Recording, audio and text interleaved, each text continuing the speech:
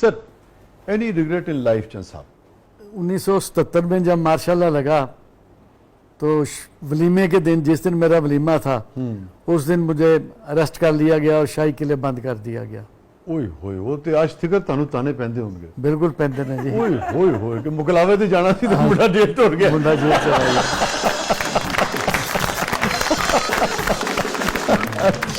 I'm sorry یہ عجیب چیز ہوتی ہے کہ جو چیزیں بہت تکلیف دہ، بہت ہی ویسی ہوتی ہیں، خاص طور پہ اگر ان سے کوئی خدا نخواستہ موت وغیرہ ایسا کوئی حادثہ واقعہ نہ ہو، بعد میں آدمی بالکل اور طرح سے ان کو دیکھا ہوتا ہے. بٹ ایون دین جی بہت ہی تکلیف دہ بات تھی. وہ آپ کو ریگریٹ ہے آج تک؟ بے شک. مطلب یہ ہے کہ بھئی ولیمے کے دن تو لڑکا بڑا خوش ہوتا ہے، مگر وہ خوشی کے ساتھ ایک دم ایسا جھٹکا لگ گیا کہ اگلے آئے آ کے لے گئے، جا کے پکڑا اور جا کے پرانی نارگلی تھانے بند کر دیا. کتنے عرصے بعد آپ پھر اگلے دن میں 15 دن بعد شاہی قلعے میں رہا. شاہی قلعے میں تو اس زمانے میں بہت سارے لوگوں کو بہت مار پڑتی تھی. ہاں ایسے ہی ہوتا تھا اس وقت. تو میرے خیال میں بیگم صاحبہ کو بہت یعنی کہ ہوتا ہے کہ بڑا وہ تکلیف بھی ہوئی ہوگی اور ان کو برا بھی شاید لگا ہو، مگر آج میرے خیال میں فخر کرتی ہوں گی آپ پہ. شکر ہے سارا خاندان اس بات پہ فخر کرتا ہے کہ اس وقت سے لے کے آج تک، اسٹوڈنٹ لائف سے لے کے آج تک پارٹی کے ساتھ ہیں. جمہوریت کے لیے پارٹی کو شادی کے دوسرے دن اگر پارٹی کو نہیں چھوڑا، پارٹی کے ساتھ رہے.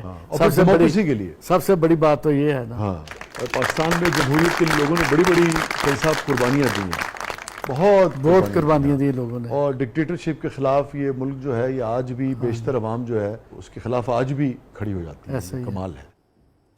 محترمہ یہ فرمائیے کہ ہیپیسٹ مومنٹ آپ کی زندگی کا؟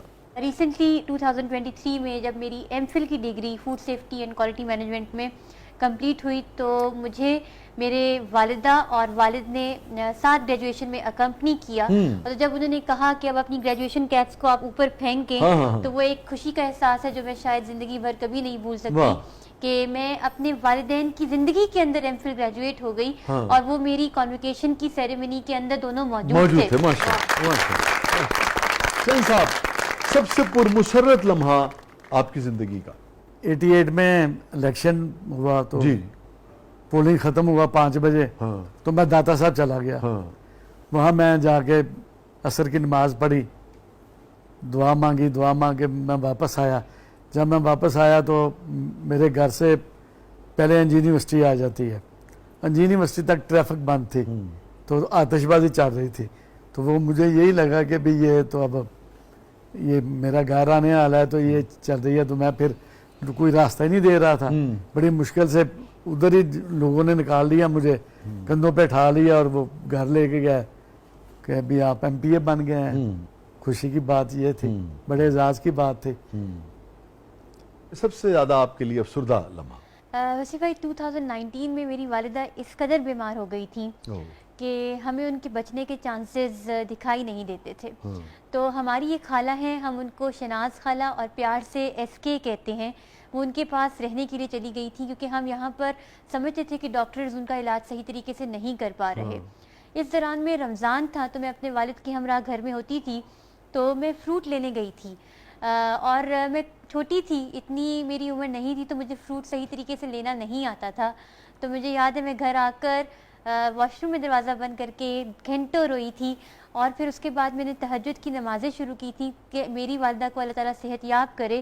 الحمدللہ اس وقت بھی اللہ تعالیٰ نے ان کی ہیلتھ کو ریسٹور کر دیا تھا اور ابھی بھی بہت خوشی ہے کہ وہ تاحیات ہیں اور ان کا سایہ میرے سر پر سلامت ہے.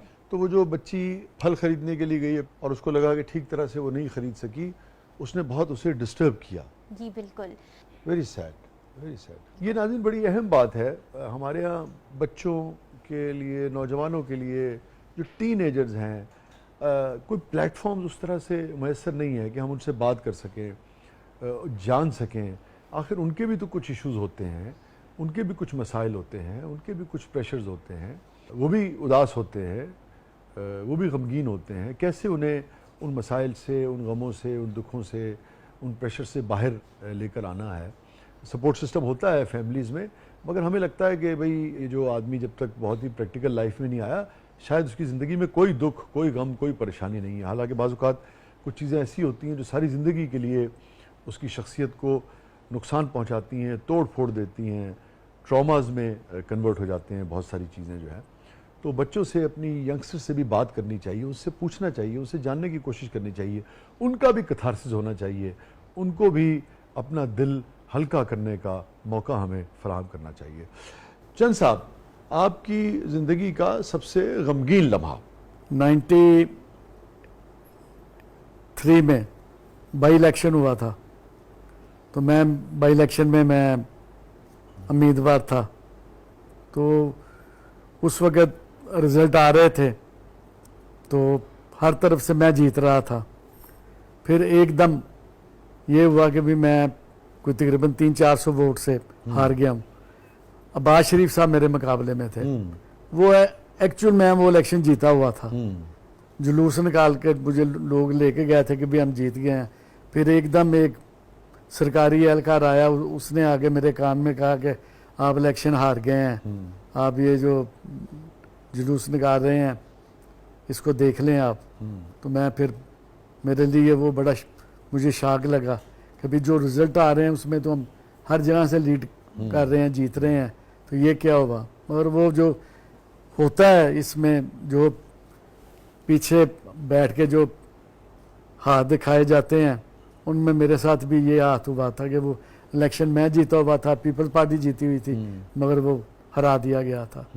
ٹھیک ہے, دیکھیں وہ زرداری صاحب نے بھی کہا تھا آروز کا الیکشن, جی پوری جو ہم سیاسی تاریخ اپنی دیکھیں, ایک سیاسی کارکن کی, ایک سیاسی لیڈر کی حیثیت سے آپ کا یہ کہنا ہے کہ آپ کی پوری زندگی کا سب سے غمگین لمحہ وہ تھا جب آپ کو لگتا تھا کہ آپ جیت رہے تھے اور آپ کو ہرا دیا گیا, یہ آپ کا موقف ایسے ہی ہے.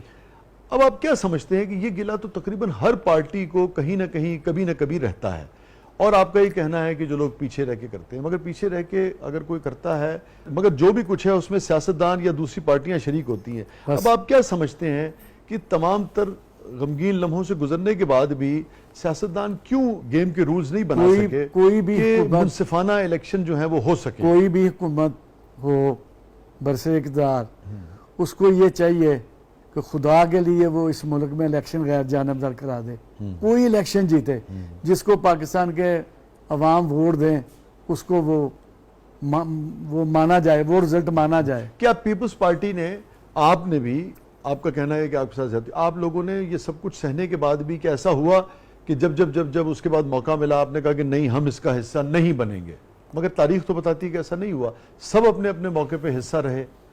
حصہ تو رہے, مگر ہمیشہ پاکستان پیپلز پارٹی نے یہ کہا کہ الیکشن غیر جانبدار ہو, الیکشن غیر جانبدار ہو, مگر یہ اس ملک کی بقائی اسی میں ہے, پاکستان کے عوام کی بقائی اس میں ہے, پاکستان کی سب سے بڑی خدمت ہی یہ ہوگی کہ الیکشن غیر جانبدار ہو. جو آپ کو بہت تکلیف دیتا ہے جب موقع ملتا ہے تو وہی زخم اسی طریقے سے مخالف پر جب لگتا ہے تو نہ آپ اس کے حق میں کھڑے ہوتے ہیں نہ اس کو روکتے ہیں, کیا اس کا فائدہ تو کچھ بھی نہیں ہوا, ایک سرکل ہے. پیپلز پارٹی تو کبھی بھی اس چیز کا حصہ نہیں رہی. پیپلز پارٹی نے تو ہمیشہ یہی کہا کہ ملک میں جمہوریت ہونا چاہیے, آئین کی بالادستی آپ سمجھتے ہیں چاہیے. سندھ میں, اندرون سندھ میں جتنے بھی الیکشنز ہوئے پچھلے 6-7 دہائیوں میں سارے درست تھے, پیپلز پارٹی کی گورنمنٹ کی موجود, آپ سمجھتے ہیں سارے درست تھے؟ بالکل درست ہے.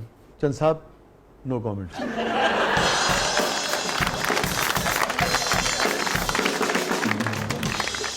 بہت بہت شکریہ عزیز الرحمان چند صاحب, آپ تشریف لائے, تھینک یو سو مچ, آپ نے وقت نکالا, بہت اچھا لگا, تھینک یو سو مچ. آپ کا بہت بہت شکریہ, آپ کے ساتھ جو ٹائم گزرا بہت اچھا گزرا اور بہت اچھا لگا. تھینک یو سو مچ چند صاحب, بہت بہت شکریہ. بہت بہت شکریہ زحا, آپ تشریف لائیں, آپ نے وقت نکالا, تھینک یو سو مچ. ناظرین یہ تھا آج کا زبردست, اور زحا نے کہا تو صحیح کہ بھئی یہ پولیٹیکل ہے, مگر بہت بڑی اہم قسم کی انہوں نے سیاسی گفتگو بھی کی, اور چند صاحب تو ہیں ہی سیاستدان, اور ہم سبھی اس میں کہیں نہ کہیں شریک ہیں. ہم اگر اچھے ہوتے اور ہم ہی سے مل کر ہمارے سیاستدان بنتے ہیں, ہماری انتظامیہ